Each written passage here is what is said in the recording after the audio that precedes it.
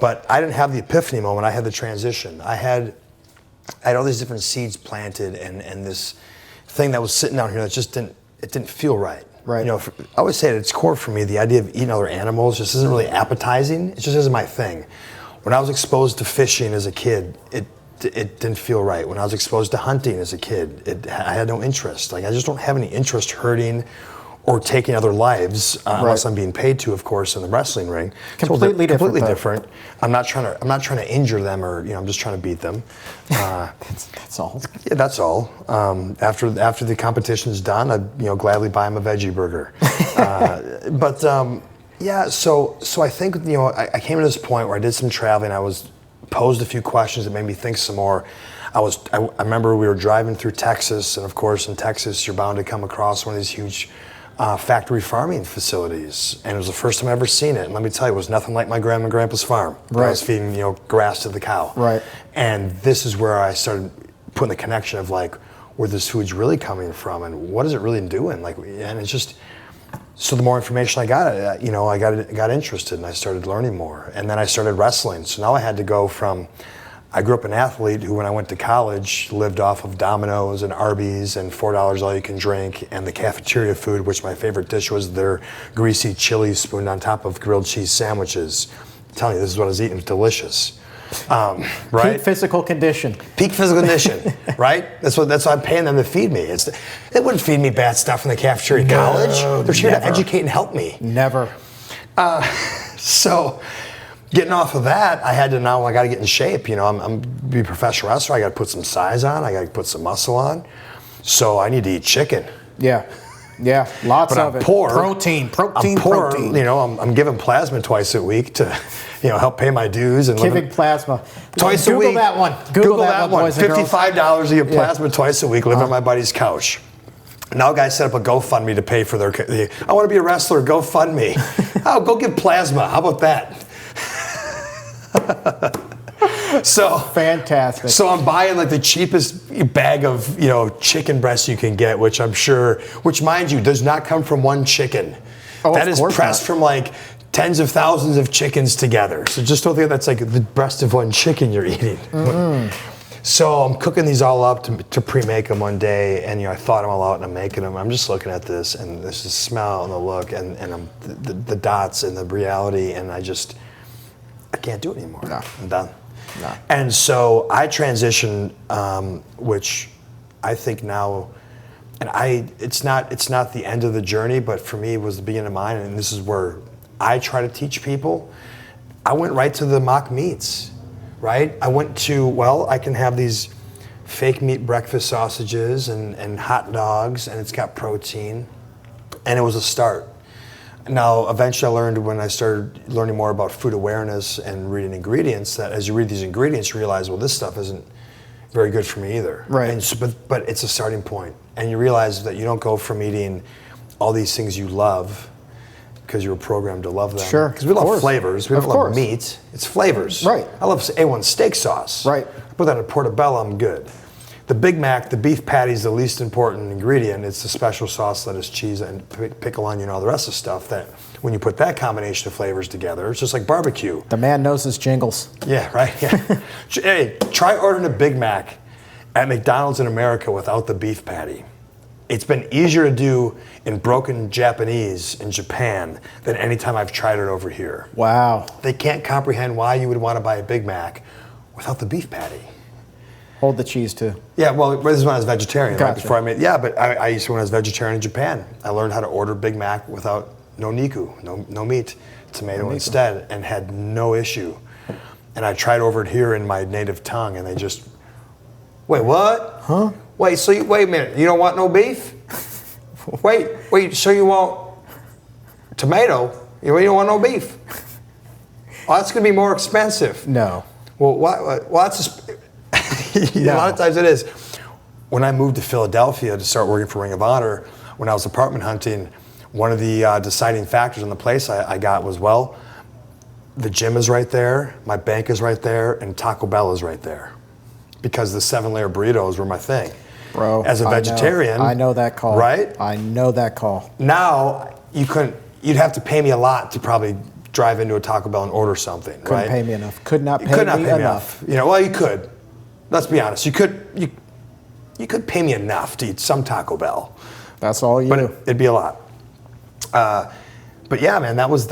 So I would always order the chalupa, but I'd get rice instead of beef, Uh-huh. and they'd always upcharge me like 50 cents. That makes no sense. 0 cents. So finally, and when you're trying to have a conversation with this person, you forget it. Something's called corporate. So you have to explain to me why when I make this order, I get charged more, because the only explanation is that your beef is such low quality that your rice is actually more expensive than your beef, and rice is like as cheap as it comes. So For I don't sure. want to know how bad your beef is. And basically the explanation was, we hire people too stupid at the counter to know to push the right button. So they make it a specialty order and upcharge you, because they're not capable enough to be able to put it in the computer the right way. Right. So we just got to charge you more. Right, of course. The call of the bell, running for the border in the middle of the night. That's a Yeah. thing. That's a real thing, man. It really is. And that's the hardest part. And understanding that, when you start talking about these huge corporate food entities, that you have to understand they have enormous amounts of resources that are spent to make you have withdrawals from their food, Right. to make you addicted to that. They know the human makeup and what we're predispositioned to seek out, which is fats, sugars, and salts. Yep.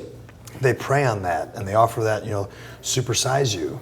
They're more than happy to give you they more do. of this bad stuff for a little less money, Right. because it's going to keep you coming back. Right. If you're not a person who is comfortable going cold tofu overnight, Yeah, baby step it. Sure. Do what you need to do, and just kind of gradually work yourself up Yep. to the level that you're at, the Yep. level that I'm at now. It doesn't have to be overnight. And that's the thing that people, they lose. They think it's going to be too hard, and therefore they never start. Right. When you set yourself up for an all or nothing approach, people go, you know what, I'm going to try to go vegan for 2 weeks. I said, man, tell you what, why just try to have a vegan meal once a day for 2 weeks? Or Right. pick a day out of the week to go vegan for the next 2 months. Give yourself an opportunity to be successful before you give yourself the opportunity to fail. Because most people, when they don't do it and they fail, because after the third day, oh, I went and had the chocolate donut, and I know, then they just quit. Right. Because they failed. Right. Well, don't put yourself in that position. It's not about all or nothing. It's about. People say, is this hard? I said the hardest part is saying what I put in my body when it comes to my diet is now something I'm going to take from this place in my priority list and put it to the top. Because things that are on the top of your priority list, you're more willing to spend your resources on, which is your time, your money, and your energy. But a lot of people, when it comes to food, what are the first thing they say? Well, it's so expensive. Well, but if it's your priority, like you don't go get the cheapest car you can possibly find, or Sure. the cheapest house, or what's Sure. the cheapest pair of shoes I can find. You find the things with the most value for what you can afford. So, but if you put that on the top of your priority list, now you're going to put more time. I'm going to actually cook now. I'm going to put more time, allocate more of my time, because it's important to me.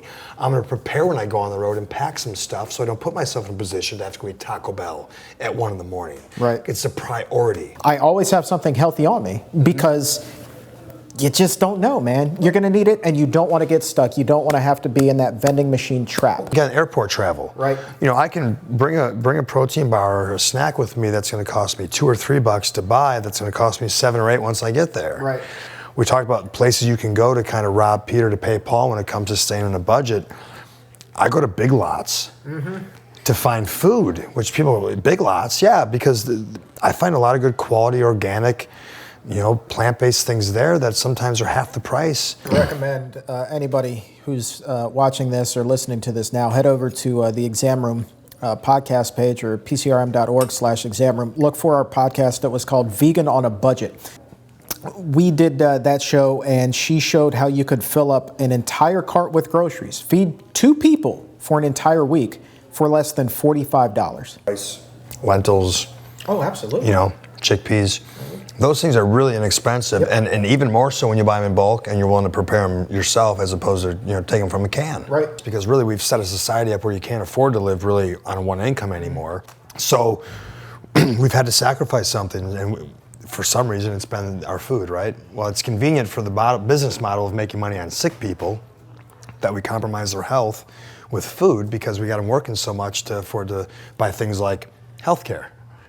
Oh. Oh, how convenient. One of the things I hear a lot when I post things is, oh, vegans think they're so much better than everybody. Oh, you think you know everything. Like they think I'm on some moral high ground, that I'm looking down at them and you should be like me because it's so much better. And I think, and that's where people get defensive. And two parts of that. One, I asked them, well, why do you get so defensive over a lifestyle choice you never chose for yourself? It was chosen for you. Nobody at an age where you can make a decision said, no, would you like to eat animals? And which animals would you like to eat? Right. Just these ones? Would you like to eat all of them? Just some? That was chosen for you. So why are you so defensive over something you never really picked for yourself? So it's not that I think I'm better than anybody. It's just I think I learned different information. Well, thank you for watching. If you liked what you just saw, be sure to subscribe to the YouTube channel, like this video, and leave us a comment below. Let us know what you thought. We would greatly appreciate it.